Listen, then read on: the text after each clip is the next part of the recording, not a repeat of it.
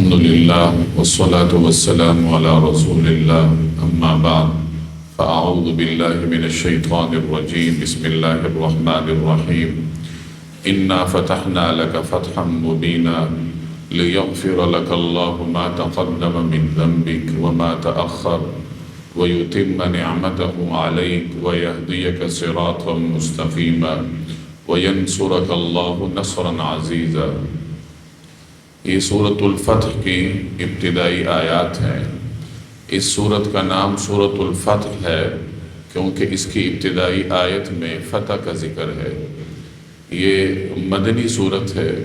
نبی کریم صلی اللہ علیہ وسلم جب حدیبیہ سے واپس مدینہ طیبہ تشریف لا رہے تھے، ذی قعدہ 6 ہجری کا زمانہ تھا، تو اس وقت راستے میں اللہ تبارک و تعالی نے یہ سورت آپ علیہ الصلاۃ والسلام پر نازل فرمائی۔ اس کے مضامین کو اچھی طرح سمجھنے کے لیے میں اس کا مختصر پس منظر عرض کر دیتا ہوں۔ یہ آپ جانتے ہیں کہ مسلمان 13 سال تک مکہ مکرمہ میں رہے۔ مسلمان ان کا اکثر کا تعلق قریش سے تھا، اور قریش کا ان کی جو اصل جگہ تھی وہ مکہ تھی۔ مکہ مکرمہ ان کا آبائی وطن تھا۔ خود جناب رسول اللہ صلی اللہ علیہ وسلم کا آبائی وطن مکہ مکرمہ تھا۔ آپ علیہ الصلاۃ والسلام کو مکہ سے قلبی محبت تھی۔ تمام صحابہ کی یہی صورتحال تھی۔ مکہ 2 وجہ سے ان کے لیے محبت کا مرکز تھا۔ ایک تو صحابہ کرام کی جائے ولادت ہی مکہ تھی، دوسرے نمبر پر عربوں کے ہاں بیت اللہ کی عظمت ویسی ہی ان کے رگ و پے میں پیوست تھی۔ تو بیت اللہ چونکہ ان کی عقیدتوں کا مرکز تھا اور بیت اللہ مکہ مکرمہ میں واقع تھا، تو یہ مختلف جہات ہیں کہ مسلمان مکہ مکرمہ کے ساتھ جذباتی لگاؤ رکھتے تھے۔ قریش نے مسلمانوں کو مجبور کر کے انہیں مکہ چھوڑنے پر آمادہ کیا، چونکہ مکہ مکرمہ میں رہ کر آزادی سے نماز پڑھنا ممکن نہیں تھا، دین پہ عمل کرنے کا کوئی امکان نہیں تھا، تو مجبوراً مسلمانوں نے مکہ مکرمہ چھوڑا۔ پہلے حبشہ گئے، اس کے بعد رسول اللہ صلی اللہ علیہ وسلم نے انہیں یثرب جانے کی اجازت دی۔ اس زمانے میں مدینہ طیبہ کا نام یثرب تھا۔ تو مجبوراً مسلمانوں نے مکہ چھوڑا تھا کہ قریش ان کے خون کے پیاسے تھے۔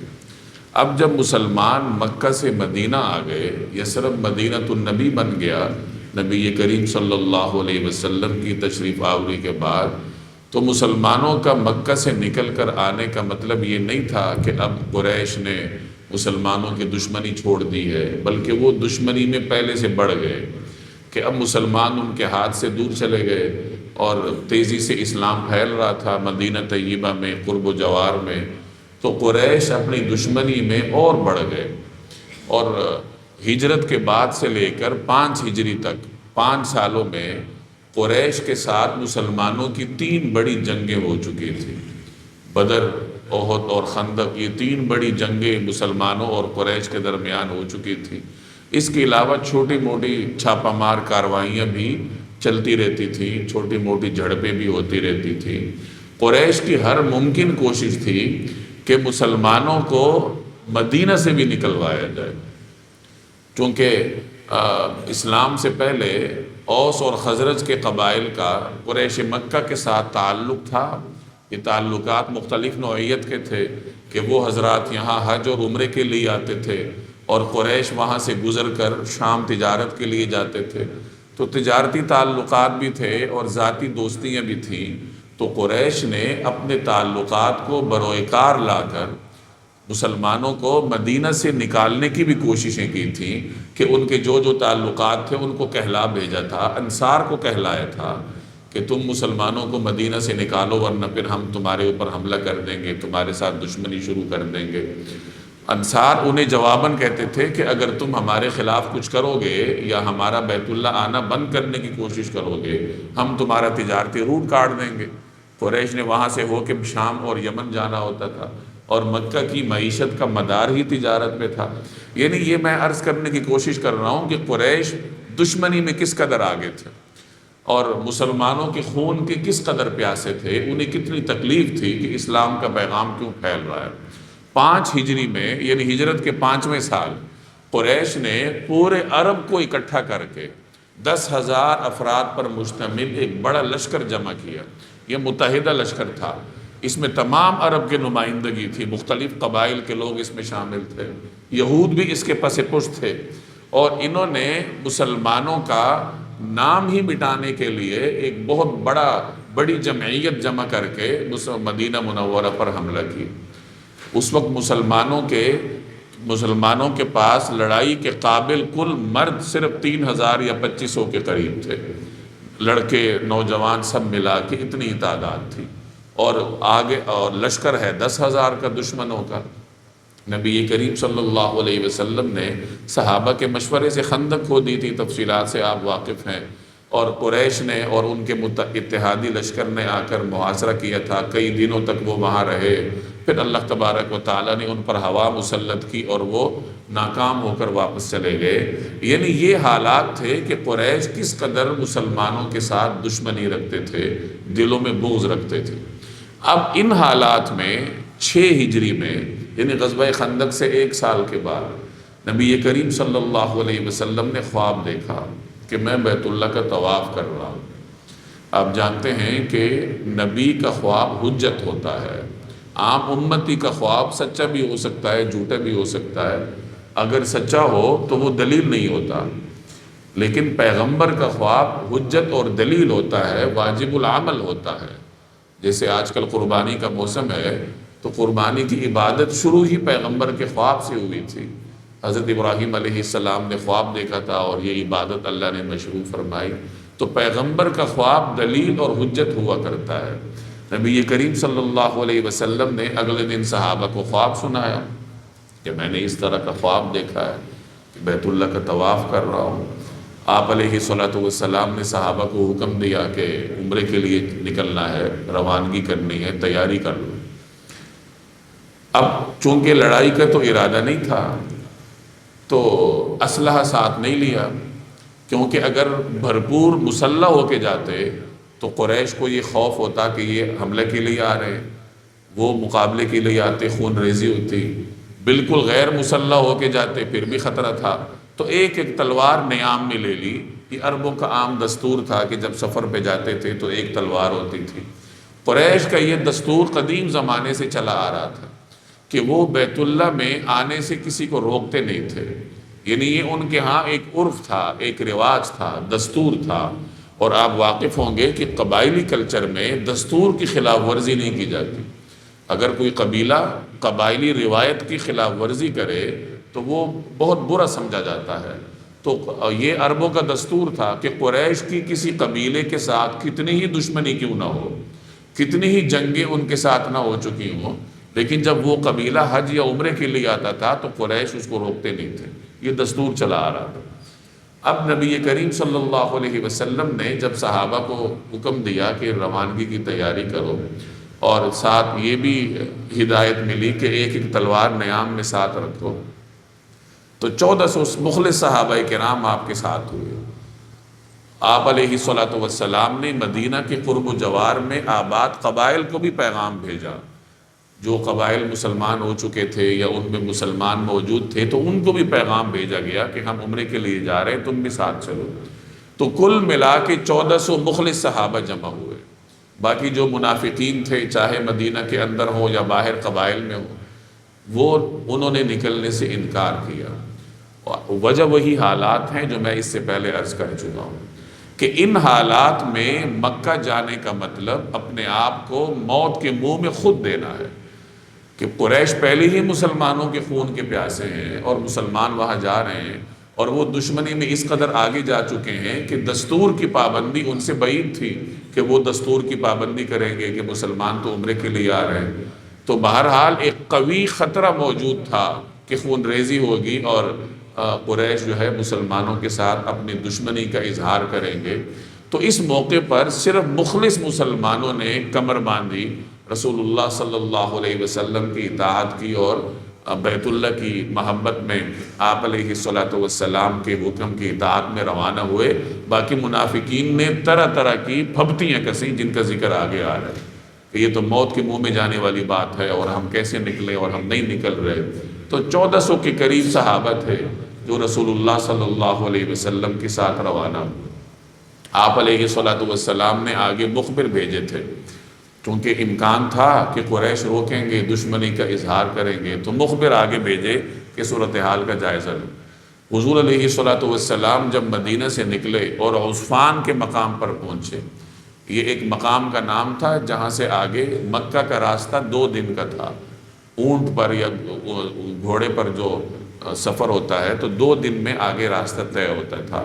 تو اس مقام پر آ کے آپ کو خبر ملی کہ قریش نے مسلمانوں کو روکنے کا فیصلہ کیا ہے۔ جیسے میں نے پہلے عرض کیا کہ یہ دستور تھا کہ حج اور عمرے کے لیے آنے والے کو روکا نہیں جاتا تھا، چاہے وہ دشمنی کیوں نہ ہو۔ اب یہاں قریش مخمصے کا شکار تھے کہ اگر مسلمانوں کو روکتے ہیں پورے عرب میں بدنامی ہوگی کہ لو جی اب تو قریش اپنے دشمنوں کو مکہ آنے سے روک رہے ہیں، تو قریش کے ساتھ جن باقی قبائل کی دشمنیاں ہیں، ناچاقیاں ہیں، وہ اٹھ کھڑے ہوں گے کہ اگر تم نے آج مسلمانوں کو روکا ہے تو کل ہمیں بھی روکو گے۔ تو ایک خطرہ یہ تھا۔ دوسرا یہ کہ اگر وہ مسلمانوں کو آنے دیں تو یہ ان کا حسد گوارا نہیں کر رہا تھا کہ باقی جو قبائل والے تھے وہ تو چلیں دوسرے قبائل کے تھے، یہ تو ہمارے اپنے لوگ ہیں، اور آپ جانتے ہیں کہ خاندانی دشمنیاں بہت زیادہ ہوتی ہیں۔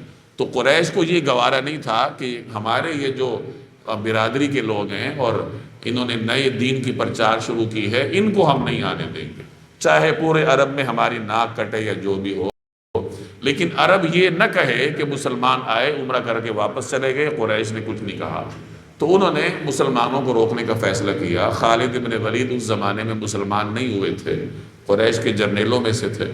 ان کو 200 سوار دے کر آگے بھیجا کہ جاؤ اور مسلمانوں کو روکنے کی کوشش کرو۔ حضور علیہ الصلوۃ والسلام عثفان کے مقام پر تھے جب آپ کو خبر ملی کہ قریش کا ایک چھاپا مار دستہ ہمارے انتظار میں ہے۔ آپ علیہ الصلوۃ والسلام کا ارادہ لڑائی کا نہیں تھا، آپ عمرے کے لیے تشریف لے جا رہے تھے۔ خون ریزی کا موقع قریش کو آپ دینا ہی نہیں چاہتے تھے کہ ان کے ہاتھ میں کوئی موقع آئے اور وہ لڑائی چھیڑ دیں، تو ایسا کوئی موقع آپ انہیں نہیں دینا چاہتے تھے۔ تو آپ علیہ الصلوۃ والسلام نے صحابہ کو راستہ تبدیل کرنے کا حکم دیا، یعنی جو مکہ اور مدینہ کا معروف راستہ تھا وہ آپ نے تبدیل کیا، اور بڑے دشوار گزار راستے سے ہوتے ہوئے حدیبیہ کے مقام پر آ کر رسول اللہ صلی اللہ علیہ وسلم نے پڑاؤ ڈالا۔ پڑاؤ ڈالنے کی ایک وجہ یہ بھی تھی کہ آپ علیہ الصلوۃ والسلام کی اونٹنی نے آگے بڑھنے سے انکار کر دیا، آگے نہیں بڑھ رہی تھی۔ تو آپ علیہ الصلوۃ والسلام نے فرمایا کہ حبسہا حابس الفیل، کہ اس کو اسی ذات نے روکا ہے جس نے اصحاب الفیل کے روکا تھا، یعنی اللہ تبارک و تعالی نے اس کو روکا ہے۔ تو وہیں آپ علیہ الصلوۃ والسلام نے صحابہ کو پڑاؤ ڈالنے کا حکم دیا۔ حدیبیہ جدہ اور مکہ کے راستے میں ہے، آج کل اس کو غالباً شمیسی کہتے ہیں۔ تو چونکہ راستہ آپ نے تبدیل کیا تھا، جب یہاں آپ نے پڑاؤ ڈالا، مسلمان یہاں قیام پذیر ہوئے۔ بنو خزاعہ مکہ کے قریب ایک قبیلہ تھا جن کے تعلقات نبی کریم صلی اللہ علیہ وسلم کے آباء و اجداد حضرت عبد المطلب کے ساتھ چلے آ رہے تھے۔ تو اس قبیلے کا سردار بدیل بن ورقہ حاضر خدمت ہوا۔ آپ علیہ الصلوۃ والسلام نے اس سے فرمایا کہ قریش کو جا کر کہو کہ ہمارا لڑائی کا ارادہ نہیں ہے، ہم عمرے کے لیے آئے ہیں، عمرہ کریں گے واپس چلے جائیں گے، امن و امان کے ساتھ مسلمانوں کو عمرہ کرنے دو۔ تو بدیل بن ورقہ قبائلی سردار تھے، ابھی تک مسلمان نہیں ہوئے تھے، تو وہ گئے اور انہوں نے جا کر قریش کو بتایا کہ مسلمان تو عمرے کے لیے آئے ہیں، انہیں آنے دو۔ لیکن قریش نے تہیہ کیا تھا کہ ہم نہیں آنے دیں گے۔ مکہ کے قرب و جوار میں کچھ قبائل آباد تھے جنہیں احابیش کہا جاتا تھا، ان کا سردار تھا۔ تو قریش نے اس کو تیار کیا کہ تم جاؤ اور مسلمانوں کو روکنے پر آمادہ کرو کہ وہ واپس چلے جائیں، مکہ نہ آئیں۔ جب یہ آنے لگا تو ان کا قبائلی دستور تھا کہ یہ ہدی کے جانوروں کا، یعنی قربانی کے جانوروں کا بڑا احترام کرتے تھے۔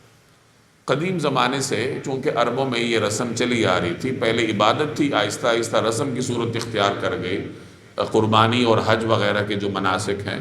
تو یہ قبائل قربانی کے جانوروں کا بڑا احترام کرتے تھے۔ تو جب آپ علیہ الصلوۃ والسلام کو معلوم ہوا کہ یہ سردار آ رہا ہے، تو آپ نے صحابہ سے کہا کہ قربانی کے جانور اس کے سامنے کر دو۔ آپ اندازہ لگائیں کہ رسول اللہ صلی اللہ علیہ وسلم مدینہ میں تشریف فرما ہوتے ہوئے قرب و جوار کے لوگوں سے کس قدر آگاہ تھے، اور لوگوں کی نفسیات تک آپ جانتے تھے کہ کس سردار کی نفسیات کیا ہیں۔ تو اس کے بارے میں آپ علیہ السلام کو معلوم تھا کہ یہ قربانی کی جانوروں کو دیکھ کر ہی متاثر ہو جائے۔ چنانچہ جب وہ آ رہا تھا اور اس نے دیکھا کہ یہ تو قربانی کے جانور ہیں، تو وہ وہیں سے واپس پلٹ گیا اور جا کر قریش سے کہا کہ ارے وہ تو عمرے کے لیے آ رہے ہیں، قربانی کے جانور ان کے ساتھ ہیں، اور تم ان کو روکنا چاہتے ہو، تم گناہ کا کام کر رہے ہو۔ اگر تم یہ کام کرو گے ہم تمہارا ساتھ نہیں دیں گے، یعنی ہمارا اور تمہارا اتحاد ٹوٹ جائے گا کہ تم لوگوں کو عمرے پہ آنے سے روکو گے، ایسا نہیں ہو سکتا۔ تو قریش کا جی حربہ بھی ناکام گیا۔ اس کے بعد انہوں نے طائف کے مشہور سردار عروہ بن مسعود ثقفی کو بھیجا، یہ بڑے مدبر شخصیت تھی، ان کو بھیجا کہ آپ جائیے اور جا کر مسلمانوں کو سمجھائیے کہ وہ واپس چلے جائیں۔ عروہ بن مسعود آئے، نبی کریم صلی اللہ علیہ وسلم کی خدمت میں پیش ہوئے اور گفتگو شروع کی۔ تو آپ علیہ السلام نے ان سے فرمایا کہ ہم تو عمرے کے لیے آئے ہیں، مسلمانوں کا جنگ کا کوئی ارادہ نہیں ہے، تو قریش کو جا کر کہو کہ مسلمانوں کو عمرہ کرنے دیں۔ اب عروہ بن مسعود رسول اللہ صلی اللہ علیہ وسلم کے ساتھ جب گفتگو کر رہا تھا تو اس نے صحابہ کرام کی عقیدت اور محبت کے مظاہر دیکھے کہ آپ علیہ السلام اگر وضو فرماتے ہیں تو صحابہ کرام آپ کے وضو کا پانی زمین پہ نہیں گرنے دیتے۔ عروہ بن مسعود بات چیت کرتے کرتے دستور کے مطابق آپ علیہ السلام کی داڑھی مبارک کو ہاتھ لگاتا تھا۔ آپ کے سرہانے ایک صحابی کھڑے تھے، وہ دراصل عروہ ہی کے بھتیجے تھے، ان کے قریبی رشتہ دار تھے، اور عروہ کے ان پہ بڑے احسانات بھی تھے، اور انہوں نے چونکہ جنگی لباس پہنا تھا، چہرہ چھپا ہوا تھا، تو عروہ پہچان نہیں پایا۔ انہوں نے جب دیکھا کہ عروہ چاہے میرا قبائلی بزرگ ہے یا کچھ بھی ہے، میرے اوپر احسانات ہیں، لیکن ہے تو مشرک، یہ حضور علیہ السلام کی داڑھی مبارک کو کیسے ہاتھ لگا رہا ہے؟ تو انہوں نے غالباً تلوار کا دستہ اس کے ہاتھ کو مارا کہ جب وہ ہاتھ بڑھا رہا تھا کہ تمہیں اجازت نہیں ہے کہ تم جناب رسول اللہ صلی اللہ علیہ وسلم کی ریش مبارک کو چھو سکو۔ تو یہ مظاہر وہ دیکھ رہا تھا، کبھی اس نے یہ دیکھا نہیں تھا۔ اب جب وہ یہاں سے واپس گیا تو اس نے جا کے قریش کے سرداروں کو سمجھایا کہ دیکھو میں نے بڑے بڑے بادشاہوں کے دربار دیکھے ہیں، قیصر ہے، کسریٰ ہے، اس زمانے کے سپر پاور تھے، لیکن مسلمان جس طریقے سے محمد صلی اللہ علیہ وسلم کے ساتھ عقیدت رکھتے ہیں کہ آپ کے وضو کا پانی زمین پہ نہیں گرنے دیتے، جب آپ وضو کرتے ہیں وہ پہلے سے اپنے ہاتھ ہتھیلیاں پھیلائے کھڑے ہوتے ہیں کہ جو پانی گرے ہماری ہتھیلیوں پر گرے، اور تبرک کے لیے جسم پر ملتے ہیں۔ تو یہ مناظر بڑے بڑے بادشاہوں کے ہاں میں نے نہیں دیکھے، یعنی ان کے کہنے کا مقصد یہ تھا کہ دیکھو محمد صلی اللہ علیہ وسلم کوئی بادشاہ نہیں ہے، پیغمبر ہوں گے، اور تم ان کے مقابلے سے باز آ جاؤ۔ تو خیر قریش کا جی حربہ بھی ناکام گیا۔ آپ علیہ السلام نے اپنی طرف سے حضرت عثمان کو بھیجا، چونکہ حضرت عثمان کا تعلق قبیلہ بنو امیہ سے تھا، اموی خاندان یہ عربوں کا معروف مؤثر خاندان تھا، اور مکہ میں ان کے رشتہ دار بڑے بڑے سردار تھے۔ کسی اور صحابی کو بھیجا جاتا تو اس چیز کا امکان تھا کہ قریش نقصان پہنچا دیں گے، حضرت عثمان کے بارے میں یہ امکان نہیں تھا۔ تو آپ علیہ السلام نے ان کو بھیجا کہ آپ جائیے اور قریش کو جا کر ہمارا پیغام دیں کہ ہم عمرے کے لیے آئے ہیں، تم ہمیں عمرہ کرنے دو، خون ریزی کا ارادہ چھوڑ دو۔ جب حضرت عثمان مکہ گئے تو ان کے جو قبیلے کے سردار تھے بنو امیہ کے، انہوں نے حضرت عثمان کو اپنی حفاظت میں لیا تاکہ کوئی نقصان نہ پہنچائے، اور پھر ان سے کہا کہ چونکہ آپ حالت احرام میں ہیں، مسلمان احرام کی حالت میں آئے تھے نا، جب مدینہ سے نکلے تھے تو راستے میں ذوالحلیفہ کے مقام پہ احرام باندھا تھا، جیسے آج کل بھی جو مدینہ سے نکلتا ہے عمرے کے لیے جانے کے لیے تو وہی احرام باندھتا ہے۔ تو انہوں نے کہا کہ آپ حالت احرام میں ہیں، عمرے کے لیے آئے ہیں، تو آئیے آپ تو عمرہ کر لیں۔ حضرت عثمان نے کہا نہیں، میں رسول اللہ صلی اللہ علیہ وسلم کے ساتھ آیا ہوں اور آپ علیہ السلام کے ساتھ ہی عمرہ کروں۔ تو خیر انہیں وہاں 2 دن لگ گئے، اہل مکہ نے انہیں وہاں رہنے پہ مجبور کیا یا جو بھی صورت بنی، لیکن 1-2 دن انہیں مکہ میں لگ گئے۔ ادھر مسلمانوں کے پڑاؤ میں یہ افواہ پہنچی کہ حضرت عثمان کو شہید کر دیا گیا۔ ابھی کوئی یقینی خبر نہیں تھی، لیکن بہرحال خبر پہنچی کہ حضرت عثمان کو قریش نے شہید کر دیا۔ جب یہ بات پہنچی تو آپ علیہ السلام نے صحابہ کو جمع کیے اور ایک درخت کے نیچے آپ تشریف فرما ہوئے، اور آپ نے صحابہ سے فرمایا کہ اس بات پر وعدہ کرو کہ عثمان کے خون کا تم بدلہ لوگے، اپنی جان قربان کر دو گے، پیچھے نہیں ہٹو گے۔ تمام صحابہ نے نبی کریم صلی اللہ علیہ وسلم کے دست اقدس پر بیعت کی کہ ہم اپنے جانوں پر کھیل جائیں گے لیکن میدان سے منہ نہیں موڑیں گے، ہم قریش کا مقابلہ کریں گے اور اس حضرت عثمان کا بدلہ لیں گے۔ صرف ایک آدمی نے بیعت نہیں کی، یہ منافق تھا اور مسلمانوں کے روپ میں مسلمانوں کے ساتھ شامل تھا۔ یہ اس موقع پہ اپنا اونٹ تلاش کرنے نکلا ہوا تھا جب مسلمان بیعت کر رہے تھے۔ اس کے پاس سرخ اونٹ تھا، اور سرخ اونٹ اس زمانے میں بڑی قیمتی سواری تھی، وہ کہیں گم ہو گیا تھا، یہ اس کو تلاش کرتا پھر رہا تھا۔ تو بہرحال اس طریقے سے سب مسلمانوں نے رسول اللہ صلی اللہ علیہ وسلم کے ہاتھ پر بیعت کی۔ آخر میں آپ نے خود اپنا ایک ہاتھ دوسرے ہاتھ پہ رکھ کے فرمایا کہ یہ عثمان کی طرف سے بیعت ہے، چونکہ بہرحال حضرت عثمان کے زندہ رہنے کے امکانات تھے، تو اس لیے آپ نے فرمایا کہ یہ عثمان کی جانب سے میں بیعت کر رہا ہوں۔ جب قریش کو یہ باتیں پہنچی تو وہ مرعوب ہو گئے کہ اب تو مسلمان پھر جانوں پر کھیل جائیں گے اور ہمارا مقابلہ کریں گے، تو اب وہ صلح پر آمادہ ہو گئے کہ کسی نہ کسی طریقے سے مسلمانوں کے ساتھ صلح کر لیں تاکہ خون ریزی بھی نہ ہو اور مسلمان عمرہ بھی نہ کریں، واپس چلے جائیں۔ چنانچہ ان کا ایک قبائلی سردار سہیل بن عامر قریش مکہ کا سفیر بن کر نبی کریم صلی اللہ علیہ وسلم کی خدمت میں حاضر ہوا، اور اس نے آ کر صلح کی بات چیت شروع کی کہ جی ہم صلح کر لیتے ہیں۔ صلح کی شرائط پیش کی کہ پہلی شرط یہ ہے کہ مسلمانوں اور قریش کے درمیان 10 سال تک جنگ بندی رہے گی، یعنی یہ جو ہم حالت جنگ میں ہیں تو 10 سال تک ہم حالت امن میں آ جائیں گے، ایک دوسرے پہ حملہ نہیں کریں گے۔ دوسری شرط اس نے یہ پیش کی کہ مسلمان اس سال عمرہ نہیں کریں گے، اس سال آپ لوگ واپس جائیں گے، اگلے سال آپ آ کے عمرہ کریں گے اور 3 دن مکہ میں قیام رکھیں گے، اور صرف آپ کے پاس تلواریں ہوں گی، اسلحہ نہیں ہوگا، اور ہم ان 3 دنوں کے دوران مکہ خالی کر کے پہاڑوں پہ چلے جائیں گے تاکہ کہیں جھڑپ وغیرہ کا امکان ختم ہو جائے۔ تیسری شرط اس نے یہ رکھی کہ اگر مسلمانوں کا کوئی آدمی مسلمانوں کے پاس سے نکل کے ہمارے پاس آتا ہے تو ہم واپس کرنے کے پابند نہیں ہوں گے، لیکن ہمارا کوئی آدمی نکل کے آپ کے پاس آتا ہے مسلمان ہو کر تو آپ اس کو واپس کرنے کے پابند ہوں۔ اب یہ بڑی عجیب شک تھی نا کہ اگر آپ کا آدمی ہمارے پاس آتا ہے، یعنی کوئی مسلمان مرتد ہو کے آتا ہے تو ہم اس کو واپس نہیں کریں گے، لیکن ہمارا کوئی آدمی مسلمان ہو کے آپ کے پاس جاتا ہے تو آپ اس کو واپس کرنے کے پابند ہوں گے۔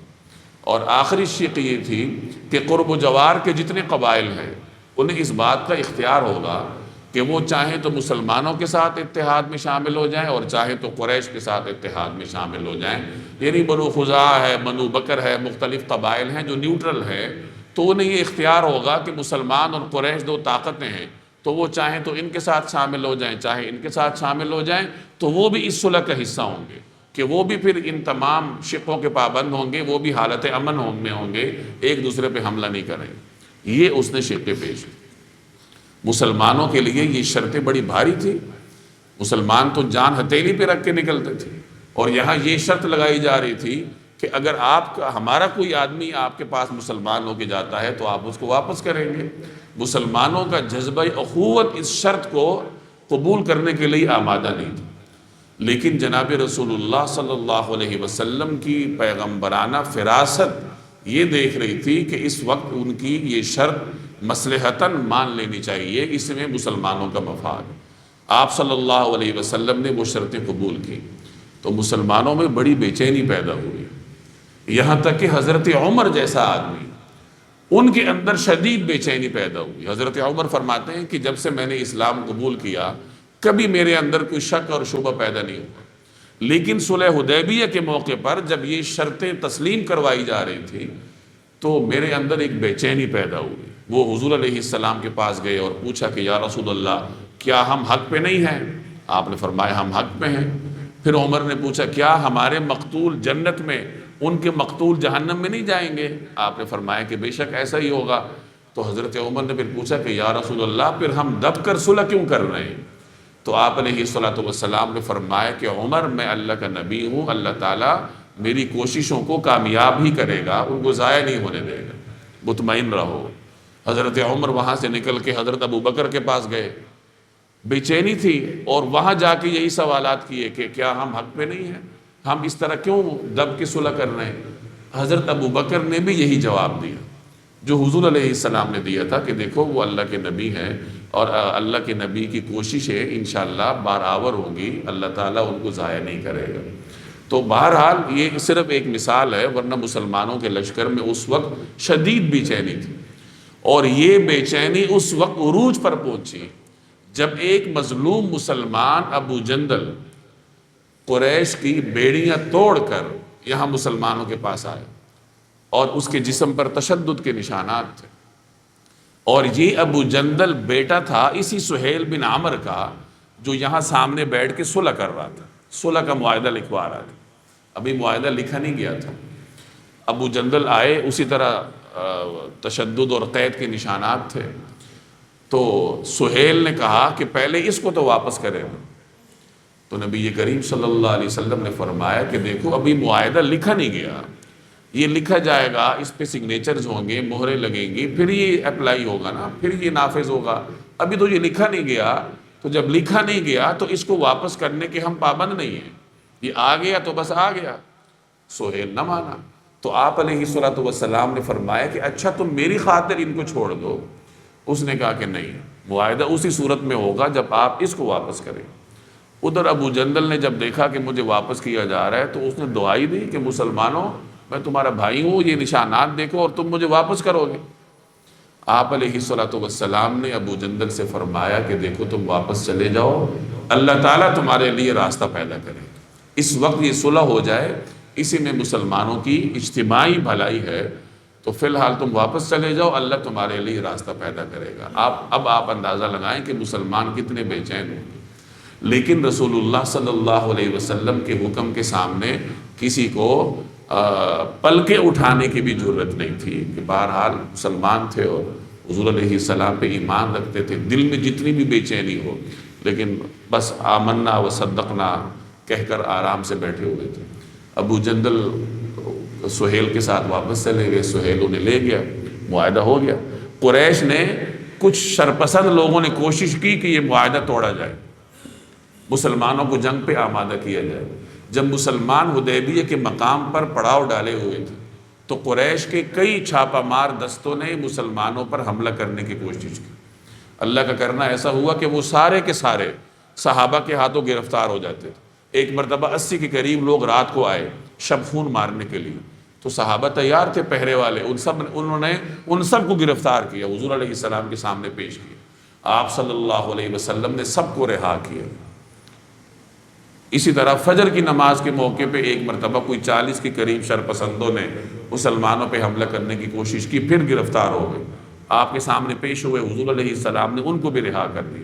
یعنی آپ صلی اللہ علیہ وسلم کی منشا یہ تھی کہ اس موقع پہ کسی طرح یہ صلح ہو جائے، قریش کو جنگ چھیڑنے کا موقع نہ دیا جائے، چونکہ یہ صلح آگے چل کر مسلمانوں کے مفاد میں ہو رہی تھی، اور اسی صلح نے مسلمانوں کی جو ایک سیاسی تقدیر تھی وہ تبدیل کر دی تھی۔ اب ایک اور منظر سنیے کہ صحابہ کس قدر بے چین تھے جس وقت یہ صلح ہو گئی۔ صحابہ خاموش تھے لیکن اندر سے بہت زیادہ مضطرب اور بے چین تھے۔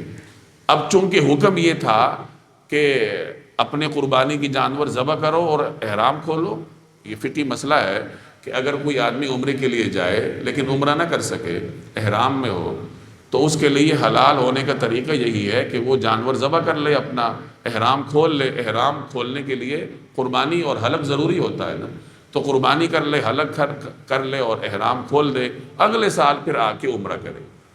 تو آپ علیہ الصلوۃ والسلام نے صحابہ کو حکم دیا کہ اٹھو، اپنی قربانی کے جانور ذبح کر لو اور حلق کر کے احرام کھولو۔ آپ نے ایک دفعہ حکم دیا، کوئی صحابی نہیں ہلا کہ اٹھے اور حکم پہ عمل کرے۔ حضور علیہ السلام نے دوسری مرتبہ حکم دیا، کوئی صحابی اٹھا نہیں حکم پہ عمل کے لیے، کوئی بولا بھی نہیں، بس خاموش تھے۔ تیسری مرتبہ آپ نے حکم دیا، پھر بھی یہی صورتحال تھی۔ اب یہ پہلی مرتبہ تھا، یعنی پیچھے 19 سالہ جدوجہد تھی، صحابہ کرام آپ علیہ الصلوۃ والسلام کے اشارے پر جان قربان کرنا سعادت سمجھتے تھے، اور یہاں پہلی مرتبہ یہ صورتحال ہے کہ 3 مرتبہ جناب رسول اللہ صلی اللہ علیہ وسلم حکم دے رہے ہیں اور صحابہ اٹھ نہیں رہے، تو آپ علیہ الصلوۃ والسلام غمگین ہوئے، رنجیدہ ہوئے، اور آپ حجرے میں تشریف لائے، خیمے میں۔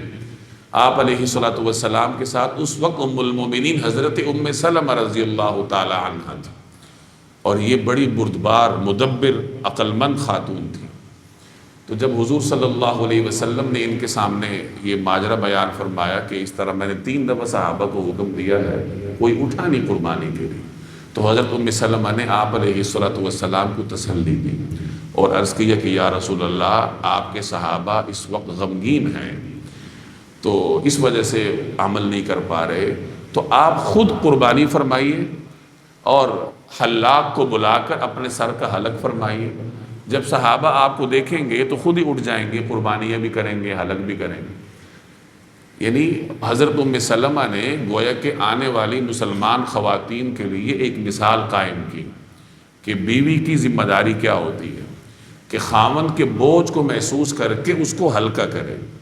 یہ نہیں کہ خاوند دفتر سے تھکا ہارا آیا ہے، مختلف اضطرابات کا شکار آیا ہے، اور بیوی آ کے گھر میں ایک نئی لڑائی چھیڑ دے، جیسے ہمارے ہاں ہر دوسرے تیسرے گھر میں ہوتا ہے کہ خاوند باہر کی دنیا میں رہتا ہے، باہر کی دنیا میں ہزار مسائل کا سامنا کرنا ہوتا ہے، دفتر میں کبھی اپنے بالادست آدمی کی جلی کٹی باتیں سننی ہوتی ہیں، کاروباری آدمی قرض و تلے دبا ہے، کوئی قرض نہیں دے رہا، ہزار مسائل ہیں، اور انہی مسائل میں اور ذہنی ڈپریشن میں وہ گھر میں آتا ہے، تو بیوی نیا کٹا کھول کے بیٹھی ہوتی ہے کہ تم آج لیٹ ہو گئے، اور تمہاری ماں نے آج یہ کیا، اور تمہارے باپ نے آج یہ کیا، اور تمہارے فلاں نے آج یہ کیا۔ یہی صورتحال گھروں میں ہوتی ہے۔ اب خاوند بیچارہ نہ باہر کا جوگا رہتا ہے نہ اندر کا، پھر اس کے پاس کیا راستہ ہوتا ہے؟ تو حضرت ام سلمہ نے مسلمان خواتین کو یہ سکھایا کہ اگر خاوند کسی وجہ سے بوجھ کا شکار ہو تو بیوی کا کام کیا ہوتا ہے کہ اس کو تسلی دے، اس کا بوجھ ہلکا کرے۔ تو آپ علیہ الصلوۃ والسلام نے حضرت ام سلمہ کے مشورے پہ عمل کیا اور اپنی قربانی فرمائی اور حلاق کو بلا کے حلق کروایا۔ تو جب صحابہ نے آپ کو دیکھا تو وہ اٹھ گئے، قربانی بھی کرنے لگے، ایک دوسرے کا حلق بھی کرنے لگے۔ سیرت نگار لکھتے ہیں کہ ایک دوسرے کا حلق کر رہے تھے، لیکن اس قدر مضطرب تھے کہ ایسا لگ رہا تھا کہ ایک دوسرے کے بالوں پر اس طرح پھیرنے کے بجائے ایک دوسرے کے گلے پہ نہ پھیر، یعنی اتنے اضطراب کا شکار تھے کہ ہم حضور علیہ السلام کے حکم پر جان قربان کرنے کے لیے نکلے ہیں، تو ہم نے اس طرح دب کر صلح کیوں کی؟ لیکن بہرحال حکم نبوی اور منشا نبوی کے آگے سب خاموش تھے۔ اب یہ سارا معاملہ ہو گیا، صحابہ نے احرام کھول لیے اور اب واپسی شروع ہو گئی۔ اب راستے میں یہ صورت نازل ہوئی، انا فتحنا لک فتحا مبینا، کہ ہم نے تمہیں واضح فتح عطا کی۔ تو بعض حضرات کو حیرت بھی ہوئی کہ یہ کس طرح کی فتح ہے؟ اس فتح سے مراد صلح حدیبیہ تھی کہ یہ جو تم صلح کر کے آ رہے ہو یہ فتح مبین ہے۔ تو بعض حضرات کو حیرت ہوئی، اور بعض روایات میں آتا ہے کہ کچھ حضرات نے سوال بھی کیا کہ یہ کس قسم کی فتح ہے کہ ہم ان کی ساری باتیں مان کے واپس آ رہے ہیں۔ انہوں نے کہا کہ اس سال عمرہ نہ کرو، ہم نے کہا ٹھیک ہے نہیں کرتے۔ انہوں نے کہا تمہارا بندہ آئے گا ہم واپس نہیں کریں گے، ہمارا آئے گا تم واپس کرو گے، ہم نے مان لی۔ تو جب ساری باتیں ہم نے ان کی مانی ہیں تو صلح کس طرح کی؟ تو نبی کریم صلی اللہ علیہ وسلم نے پھر فرمایا کہ یہ فتح مبین ہے، صلح ہے۔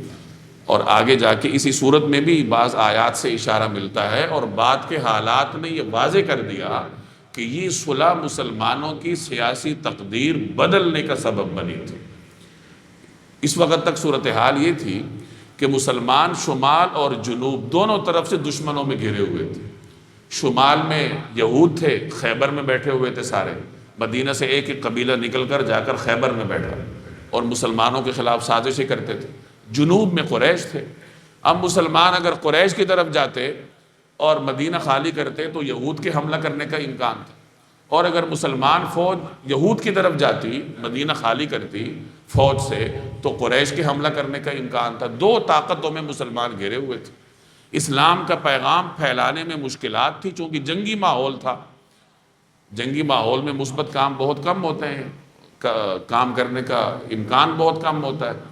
جس وقت یہ صلح ہوئی، اس صلح کے 3-4 مہینوں کے بعد نبی کریم صلی اللہ علیہ وسلم کے حکم سے صحابہ نے خیبر پہ حملہ کیا کہ اب شمال کی طرف سے مطمئن ہو گئے، جنوب کی طرف سے مطمئن ہو گئے کہ قریش کے ساتھ امن کا معاہدہ ہو گیا، اب وہ مدینہ پہ حملہ نہیں کریں گے، تو مسلمانوں نے مطمئن ہو کر یہود پہ حملہ کیا، خیبر فتح ہوا، اور خیبر فتح ہونے سے مسلمانوں کی معیشت عروج پہ چلی گئی، چونکہ خیبر میں زرخیز زمینیں بہت زیادہ تھیں اور وہ سب مسلمانوں کی ملکیت میں آ گئی، تو مسلمانوں کو بہت سارا مال غنیمت ملا، جس کا ذکر یہاں آگے جا کے آئے۔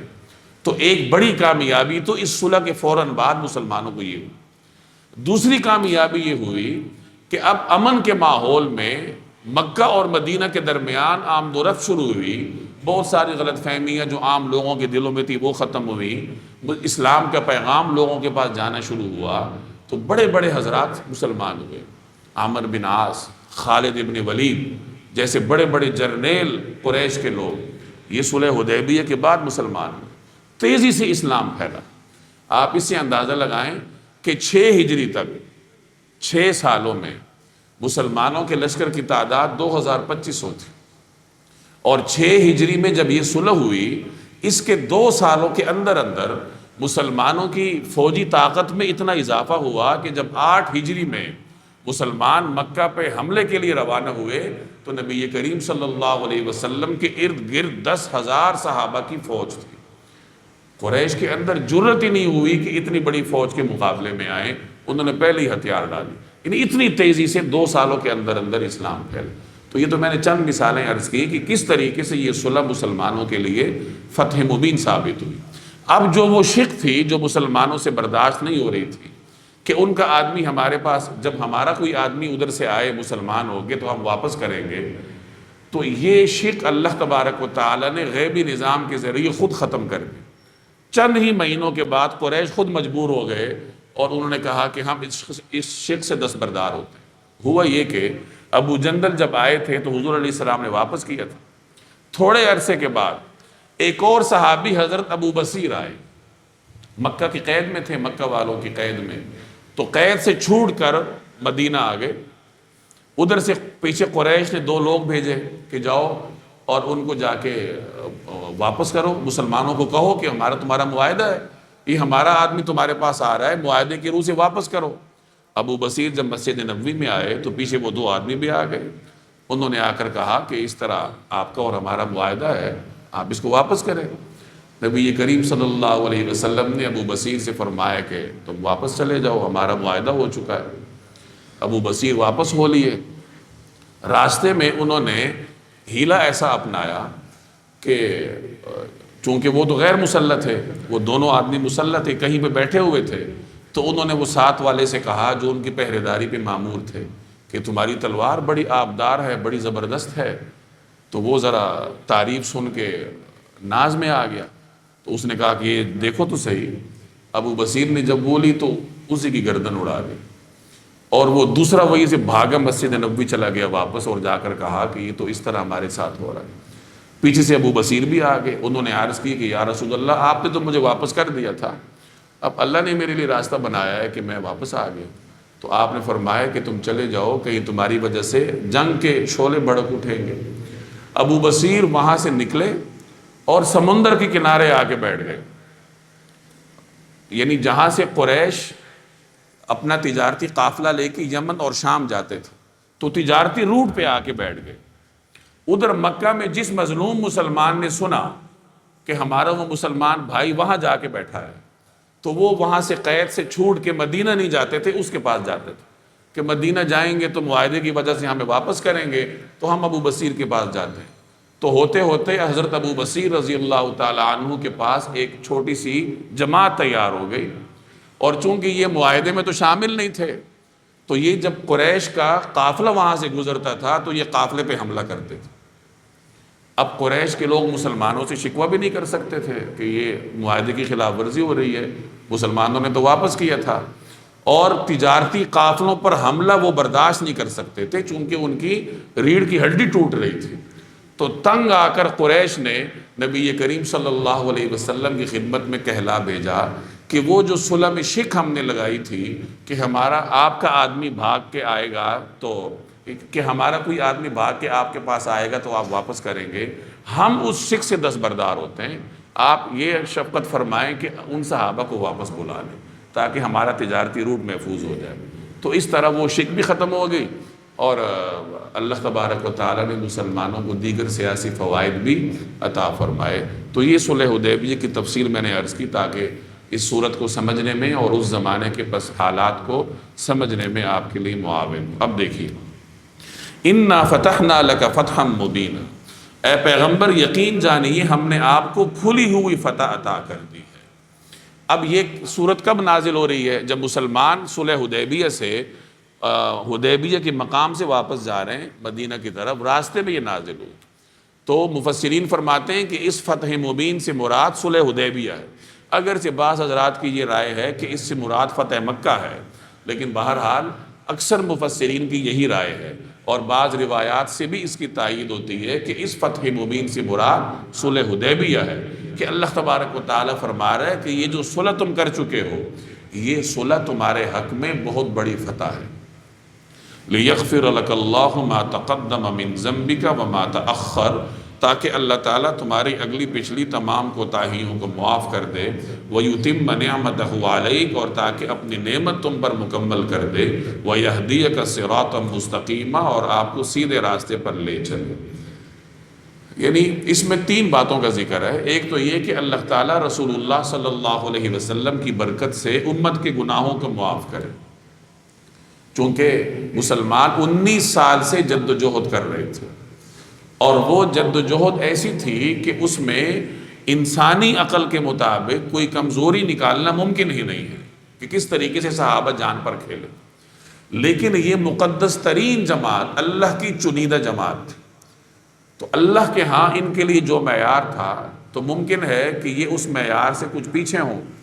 تو اللہ فرما رہا ہے کہ اس صلح کی برکت سے اللہ تبارک و تعالیٰ نے اس جماعت کی ان تمام کوتاہیوں کو معاف کر دیا ہے جو کسی وجہ سے ان سے ہوئی، اور رسول اللہ صلی اللہ علیہ وسلم کی برکت سے اللہ نے امت کے گناہوں کو معاف کیا ہے۔ دوسری بات یہ فرمائی کہ وَيُتِمَّ نِعْمَتَهُ عَلَيْكَ، اور تاکہ اپنی نعمت تم پر مکمل کر دے۔ یعنی اس کے بعد اللہ جل جلالہ نے مسلمانوں کو سیاسی طور پر فتح عطا فرمائی، مکہ فتح ہوا، پھر اس کے بعد طائف فتح ہوا، مختلف بادشاہوں کے پاس اسلام کا پیغام کیا، اور اسلام جو ایک عالمگیر مذہب تھا اب اس نے عالمگیر شکل اختیار کی، کہ اس سے پہلے دعوت کا جو نظام تھا وہ تو عرب میں ہو رہا تھا، حجاز کے علاقے۔ اب اس صلح کے بعد آپ علیہ الصلوۃ والسلام نے دنیا کے بڑے بڑے بادشاہوں کو خطوط لکھے، ان میں سے کچھ مسلمان ہوئے، کچھ نے اپنی عقیدت کا اظہار کیا لیکن مسلمان نہیں ہوئے، اور ایک آدھے نے اپنے خبث باطن کا بھی اظہار کیا، جیسے کسریٰ نے کیا تھا، ایران کے بادشاہ نے، اللہ نے اسے عبرت کا نشانہ بنایا۔ تو بہرحال اللہ کہہ رہا ہے کہ تاکہ اس صلح کی برکت سے اللہ تعالیٰ تم پہ اپنی نعمت کیا کر دے، مکمل کر دے، اور آپ کو سیدھے راستے پر لے چلے، یعنی سیاسی طور پر مسلمانوں کی جماعت کی ایک جہت اللہ تبارک و تعالیٰ متعین کر دے کہ اب وہ فتح اور کامرانی کے راستے پر چلیں گے۔ چنانچہ جیسے میں نے عرض کیا کہ اس کے 2 سال کے بعد مکہ فتح ہوئی، وہ آگے اس کی تفصیل آئے گی کسی موقع میں، کہ 10 سال کی جنگ بندی تھی، مسلمانوں نے اس کی پوری اطاعت کی، یعنی جنگ بندی کی پابندی کی۔ قریش نے معاہدہ توڑا، اور نبی کریم صلی اللہ علیہ وسلم نے معاہدہ توڑنے کی سزا دینے کے لیے 8 ہجری میں، یعنی صلح حدیبیہ کے 2 سال کے بعد قریش پر مسلمانوں کے یعنی پورے لشکر کو لے کے آپ مکہ کی جانب تشریف لے گئے، اور اس وقت مسلمانوں کی تعداد اتنی زیادہ تھی کہ قریش نے وہیں سے ہتھیار ڈال دیے، لڑائی کی نوبت ہی نہیں آئی تھی۔ تو یہ اللہ تعالیٰ اسی کی طرف یہاں اشارہ کر رہا ہے کہ اللہ جل جلالہ مسلمانوں کو سیاسی طور پر وہ فتوحات عطا کرے گا اس صلح کی برکت سے جو اس سے پہلے نہیں تھی۔ وَيَنْصُرَكَ اللَّهُ نَصْرًا عَزِيزًا، اور تاکہ اللہ تمہاری ایسی مدد کرے جو سب پر غالب آ جائے، یعنی یہ صلح اللہ نے اس لیے کی ہے تاکہ اللہ تمہاری مدد کرے، تمہیں سیاسی کامرانی عطا کرے، اور پورے عالم تک اسلام کا پیغام پہنچائے۔ هُوَ الَّذِي أَنزَلَ السَّكِينَةَ فِي قُلُوبِ الْمُؤْمِنِينَ، وہی ہے جس نے ایمان والوں کے دلوں میں سکینت اتار دی۔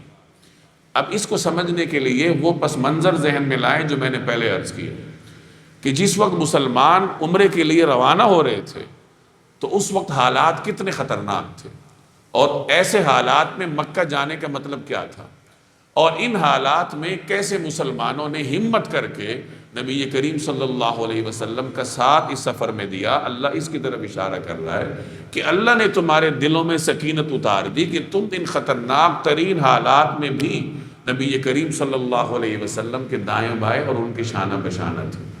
اور دوسرا، جس وقت صحابہ شدید اضطراب کا شکار تھے حدیبیہ کے مقام میں کہ یہ صلح ہم نے کیوں کی، تو باوجود شدید ترین اضطراب کے کسی صحابی نے حکم عدولی کی جرت نہیں کی۔ ایسے موقع پر اگر 1400-1500 افراد کے لشکر میں فرض کیجئے کہیں سے بغاوت پھوٹ جائے تو پھر وہ تحریک وہیں پر ہی نقصانات کا شکار ہوتی ہے۔ یہاں یہ صورتحال تھی کہ صحابہ جتنے بھی مسترب تھے لیکن رسول اللہ صلی اللہ علیہ وسلم کے حکم کے خلاف جانے کا سوچنے کی بھی کسی نے جرت نہیں کی، اور مطمئن ہو کے بیٹھے رہے کہ اضطراب دلوں میں ہے لیکن رسول اللہ صلی اللہ علیہ وسلم کے حکم کے آگے گردنیں جھکی ہوئی ہیں، اور پھر بعد میں اللہ تبارک و تعالیٰ نے ان کے لیے حالات بھی واضح کر دی۔ تو اس سے یہ بھی مراد ہے کہ اللہ تبارک و تعالیٰ نے کس طریقے سے تم پہ سکینت نازل کی۔ اسی طرح اس کی ایک جہت وہ بھی ہے کہ جب حضور علیہ السلام نے انہیں حکم دیا کہ آؤ میرے ہاتھ پر بیعت کرو اور وعدہ کرو کہ تم جانوں پر کھیل جاؤ گے لیکن عثمان کے خون کا بدلہ لو، تو اس موقع پر بھی صحابہ نے ہمت کی اور اللہ تبارک و تعالیٰ کے حکم کی خاطر رسول اللہ صلی اللہ علیہ وسلم کے حکم پر لبیک کہا اور اپنی جانوں پر کھیلنے کا وعدہ کیا۔ تو یہ تمام وہ حالات ہیں، یہ آیت اس کی طرف اشارہ کر رہی ہے کہ ان مشکل حالات میں صحابہ کو ثابت قدم رکھنے والی ذات اللہ تبارک و تعالیٰ کی، کہ اس ذات نے صحابہ کے دلوں میں سکینت پیدا کی، اور یہ سکینت پیدا ہوئی ان کے ایمان کی برکت سے، ورنہ منافقین بھی تو تھے، ان کے دلوں میں یہ سکینت نہ آئی، انہیں یہ ہمت نصیب نہ ہوئی چونکہ ان کا ارادہ ہی نہیں تھا۔ اس کا مطلب یہ ہے کہ جب مسلمان عزم کرتا ہے، ارادہ کرتا ہے، عملی قدم اٹھاتا ہے تو اللہ تبارک و تعالیٰ پھر اس کو توفیق دیتا ہے۔ هو الذی انزل السکینۃ فی قلوب المؤمنین، وہی ہے جس نے ایمان والوں کے دلوں میں سکینت اتار دی، لیزدادوا ایمانا مع ایمانہم، تاکہ ان کے ایمان میں مزید ایمان کا اضافہ ہو، یعنی ان کو جو شرح صدر نصیب ہے اللہ تعالیٰ اس میں مزید اضافہ کر دے، ان کے ایمان کی حلاوت اور مٹھاس کو اور بڑھا دے۔ میں پہلے بھی بارہا عرض کرتا آیا ہوں کہ مسلمانوں کے پاس سب سے قیمتی متاع ایمان کی ہے، اور اس ایمان پر نظر رکھنی چاہیے کہ میرے ایمان میں کس قدر طاقت ہے۔ جیسے ایک روایت میں آتا ہے کہ جیسے کپڑا پرانا ہو جاتا ہے اسی طرح تمہارے دلوں میں موجود ایمان بھی پرانا ہوتا ہے، اس کو تازہ بتازہ کرتے رہا کرو۔ تو ایمان اپنا احتساب کرنا چاہیے کہ میرا ایمان کتنا مضبوط ہے، اور احتساب اسی صورت میں ہوتا ہے کہ آپ یہ دیکھیں کہ ایک طرف آپ کی خواہش ہے، دوسری طرف اللہ کا حکم ہے۔ اب ایسے موقع پر اگر آپ کا ایمان مضبوط ہوگا تو خواہش کو توڑنے میں لمحہ بھی نہیں لگتا، ایمان کمزور ہوگا تو لڑائی کرنی پڑے گی خواہش کے ساتھ، اور ایمان بالکل ہی کمزور ہوگا تو پھر خواہش پہ عمل کر لیتا ہے آدمی۔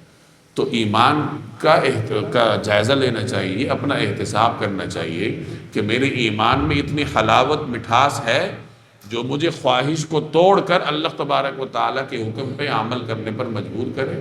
ظاہر ہے انسان کو جہاں مٹھاس اور حلاوت نظر آتی ہے تو ادھر ہی جاتا ہے۔ ہمارے ہاں خواہش کو ترجیح ہوتی ہے تو ہم خواہش کے پیچھے چلتے ہیں، اور صحیح مومنوں کے دلوں میں ایمان کی مٹھاس ہوتی ہے تو وہ اس حلاوت کو حاصل کرنے کے لیے بڑی سے بڑی خواہش پر چھری پھیرنے میں ایک لمحہ بھی نہیں لگاتے۔ لیزدادوا ایمانا مع ایمانہم، تاکہ ان کے ایمان میں مزید ایمان کا اضافہ ہو۔ وَلِلَّهِ جُنُودُ السَّمَاوَاتِ وَالْأَرْضِ، اور آسمانوں اور زمین کے تمام لشکر اللہ ہی کے ہیں۔ وَكَانَ اللَّهُ عَلِيمًا حَكِيمًا، اور اللہ علم کا بھی مالک ہے، حکمت کا بھی مالک ہے۔ یعنی آسمانوں اور زمینوں کی تمام طاقتیں کس کے لیے ہیں؟ اللہ کے لیے۔ تو جب مومن اپنی قوت ایمانی پر بھروسہ کر کے میدان عمل میں اترتا ہے تو اللہ تعالیٰ اپنے تمام لشکروں کو حرکت میں لاتا ہے، اور پھر یہ پورے کا پورا ماحول ایک مومن کی نصرت کے لیے کمر بستہ ہو جاتا ہے۔ لِيُدْخِلَ الْمُؤْمِنِينَ وَالْمُؤْمِنَاتِ، اور تاکہ مومن مردوں اور عورتوں کو داخل کر دے جنات، ایسے باغات میں تجری من تحتها الانہار، جن کے نیچے نہریں بہتی ہیں، خالدین فیہا، اور وہ اس میں ہمیشہ رہیں گے، ویکفر عنہم سیئاتہم، اور ان کی برائیوں کو ان سے دور کر دے، وکان ذلک عند اللہ فوزا عظیما، اور اللہ کے نزدیک یہ بڑی زبردست کامیابی ہے۔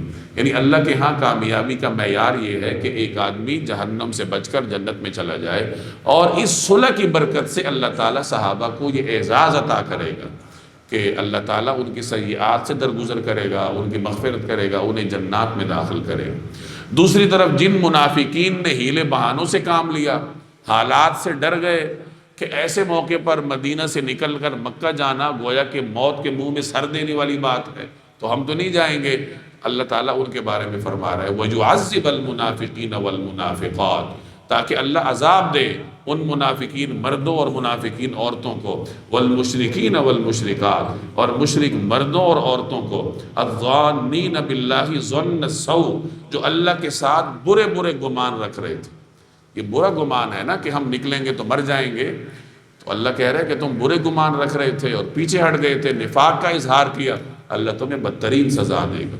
علیہم دائرۃ السوء، برائی کا پھیر انہی پر پڑا ہے، یعنی برائی کا دائرہ ان کے لیے ہے۔ یہ منافقین چاہتے تھے کہ مسلمان ابھی جائیں تو کوئی سلامت واپس نہ آئے، کہ اتنے خطرناک حالات میں یہ جا رہے ہیں تو کہاں سلامت واپس آئیں گے، تو مسلمانوں کے لیے برا چاہ رہے تھے۔ تو اللہ کہہ رہا ہے یہ تمام برائیوں کا دائرہ، برائیوں کا پھیر خود ان کے لیے ہوگا۔ وغضب اللہ علیہم، اللہ ان سے ناراض ہے، ولعنہم، اس نے ان کو اپنی رحمت سے دور کر دیا ہے، وأعد لہم جہنم، اور ان کے لیے جہنم تیار کر رکھی ہے، وساءت مصیرا، اور وہ بہت ہی برا ٹھکانہ ہے۔ وَلِلَّهِ جُنُودُ السَّمَاوَاتِ وَالْأَرْضِ، اور آسمانوں اور زمین کے تمام لشکر اللہ ہی کے ہیں، وَكَانَ اللَّهُ عَزِيزًا حَكِيمًا، اور اللہ اقتدار کا بھی مالک ہے، حکمت کا بھی مالک ہے۔ اِنَّا أَرْسَلْنَاكَ شَاهِدًا وَمُبَشِّرًا وَنَذِيرًا، اے پیغمبر ہم نے آپ کو گواہی دینے والا، خوشخبری دینے والا، خبردار کرنے والا بنا کر بھیجا ہے۔ یہ رسول اللہ صلی اللہ علیہ وسلم کے اوصاف ہیں کہ آپ شاہد ہیں۔ شاہد کا مطلب شاہد گواہی دینے والے کو کہتے ہیں۔ امت محمدیہ گزشتہ تمام امتوں پر گواہی دے گی، اور نبی کریم صلی اللہ علیہ وسلم اپنی امت پر گواہ ہوں، گویا کہ آپ کی گواہی پورے عالم انسانیت کے لیے ہوگی، اس لیے اللہ نے آپ کو شاہد فرمایا۔ بعض حضرات نے اس کا مطلب معلم کیا ہے کہ اللہ نے آپ کو معلم بنا کر بھیجا۔ وَمُبَشِّرًا، خوشخبری دینے والا، اللہ نے آپ کو خوشخبری دینے والا بنا کر بھیجا، وَنَذِيرًا، اور خبردار کرنے والا۔ اچھا، لِتُؤْمِنُوا بِاللَّهِ وَرَسُولِهِ، تاکہ تم اللہ اور اس کے رسول پر ایمان لاؤ، وَتُعَزِّرُوهُ، اور اس کی مدد کرو، وَتُوَقِّرُوهُ، اور اس کی تعظیم کرو، وَتُسَبِّحُوهُ بُكْرَةً وَأَصِيلًا، اور صبح و شام اللہ کی تسبیح کرتے رہو۔ یہاں ایک تو ایمان کا ذکر ہے، ایمان اللہ اور اس کے رسول پر، اس کے بعد تین چیزیں ہیں، تعزروہ، توقروہ، تسبحوہ۔ تعزروہ، تاکہ تم اس کی مدد کرو، توقروہ، تاکہ تم اس کی تعظیم کرو، تسبحوہ، تاکہ تم اس کی تسبیح کرو۔ اب یہاں کس کی بات ہو رہی ہے؟ تو دو قسم کی آراء ہیں۔ تسبیح کے بارے میں تو یقیناً یہ ہے کہ اللہ کی بات ہو رہی ہے، تاکہ تم اللہ کی تسبیح کرو۔ پیچھے دو کلمات ہیں، دو احکام ہیں، تاکہ تم مدد کرو اور تاکہ تم تعظیم کرو۔ اب کس کی مدد کرو، کس کی تعظیم کرو، کون مراد ہیں؟ تو بعض حضرات فرماتے ہیں کہ اس سے مراد ذات رسالت مآب ہے، کہ اللہ فرما رہا ہے کہ تم پیغمبر کی نصرت کرو، یعنی ان کے مشن میں ان کا ساتھ دو، اور ان کی تعظیم کرو اور اللہ کی تسبیح کرو۔ اور بعض حضرات فرماتے ہیں کہ تینوں جگہ اللہ کی ذات مراد ہے، کہ اللہ کی مدد کرو یعنی اللہ کے دین کی مدد کرو، اللہ کی تعظیم کرو اور اللہ کی تسبیح کرو۔ تو بہرحال یہ دونوں آراء ہیں اس کی تفسیر میں۔ وَتُسَبِّحُوهُ بُكْرَةً وَأَصِيلًا، اور صبح و شام اللہ کی تسبیح کرتے رہو۔ صبح و شام تسبیح کرنے سے مراد دن بھر تمہاری زبانیں اللہ کے نام سے تر رہے۔ إِنَّ الَّذِينَ يُبَايِعُونَكَ إِنَّمَا يُبَايِعُونَ اللَّهَ، اے پیغمبر جو لوگ آپ سے بیعت کر رہے ہیں وہ در حقیقت اللہ سے بیعت کر رہے ہیں۔ ہاتھ میں ہاتھ دینے کو بیعت کہا جاتا ہے، کسی کے ہاتھ میں ہاتھ رکھ کر وعدہ کرنا۔ بیعت کی مختلف قسمیں ہوتی ہیں، ایک ہے بیعت اسلام، رسول اللہ صلی اللہ علیہ وسلم کی خدمت اقدس میں لوگ حاضر ہو کر بیعت کرتے تھے، مسلمان ہوتے تھے۔ ایک ہے بیعت ہجرت، ایک ہے بیعت جہاد۔ آپ علیہ الصلوۃ والسلام کے دست اقدس پر لوگ ہجرت کا وعدہ کرتے تھے یا جہاد کا وعدہ کرتے تھے۔ اسی طرح اور بھی بیعتیں ثابت ہیں، جیسے ایک صحابی نے حضور علیہ الصلوۃ والسلام کے دست اقدس پر بیعت کی کہ میں ارکان اسلام کی پوری پابندی کروں۔ بعض صحابہ نے آپ علیہ الصلوۃ والسلام کے دست اقدس پر بیعت کی کہ ہم سنت پہ عمل کریں گے، بدعات اور شرک سے گریز کریں گے۔ خواتین نے آپ کے دست اقدس پر بیعت کی، جیسے آگے سورہ ممتحنہ کے آخر میں ذکر ہے کہ انہوں نے بیعت کی کہ ہم چوری نہیں کریں گی، ہم خیانت نہیں کریں گی۔ یعنی یہ تمام بیعت کی قسمیں ہیں۔ اور بعد میں خلفائے راشدین کے زمانے میں ایک بیعت اور ہوئی کہ خلیفہ کے ہاتھ پر مسلمان بیعت کرتے تھے، گویا کہ اس کو ووٹ دیتے تھے۔ حضرت ابوبکر صدیق کے دست اقدس پر صحابہ نے بیعت کی کہ ہم آپ کی اطاعت کریں گے، حضرت عمر کے ہاتھ پر، یعنی یہ بیعت پھر شروع ہوئی مسلمانوں میں۔ اسی طرح صوفیاء کے ہاں بھی ایک بیعت کا رواج ہے کہ کوئی آدمی کسی صوفی بزرگ کے پاس حاضر ہوتا ہے، اس کے ہاتھ پر بیعت کرتا ہے کہ میں دین پہ عمل کروں گا، میں گناہوں سے گریز کروں گا، گویا کہ توبہ کرتا ہے۔ تو یہ تمام بیعت کی مختلف قسمیں ہیں جن کی اصل جناب رسول اللہ صلی اللہ علیہ وسلم کی سیرت میں موجود ہے۔ تو آج بھی اگر کوئی آدمی کسی بزرگ کے ہاتھ پر جا کر بیعت کرتا ہے تو یہ بیعت باقاعدہ ثابت ہے، اور اگر کسی کو کوئی نیک متبع سنت بزرگ ملتا ہے تو اسے یقینی طور پر یہ کام کر لینا چاہیے، اس میں بڑی برکات ہوتی ہے۔ لیکن متبع سنت ہونا چاہیے، ایسا نہیں جیسے آج کل ہمارے ہاں خانقاہیں درگاہیں ہیں کہ پیر کے نہ حلیے پر سنت نظر آتی ہے، نہ اس کے عمل میں سنت نظر آتی ہے، اور نہ وہاں پہ کوئی تعلیم کا رواج ہے، نہ کوئی تزکیے کا نظام ہے۔ ایک ہی کام ہے کہ غریب آدمی جائے اور اپنی جمع پونجی پیر کے قدموں پر نچھاور کر کے واپس آ جائے۔ ہمارے لوگ بڑے عجیب ہوتے ہیں، پیر جو ہے اس کی ایک ایک گاڑی کروڑوں روپے کی ہوتی ہے، یہ غریب آدمی بسوں میں دھکے کھاتا ہوا جاتا ہے، اور جو کچھ جیب میں ہے جا کے پیر کو دے جاتا ہے۔ عجیب و غریب قوم ہے ہماری۔ اور جتنا کسی کو جھوٹی کہانیاں سناؤ، سبز باغ دکھاؤ، قوم اس کے پیچھے چلتی رہتی۔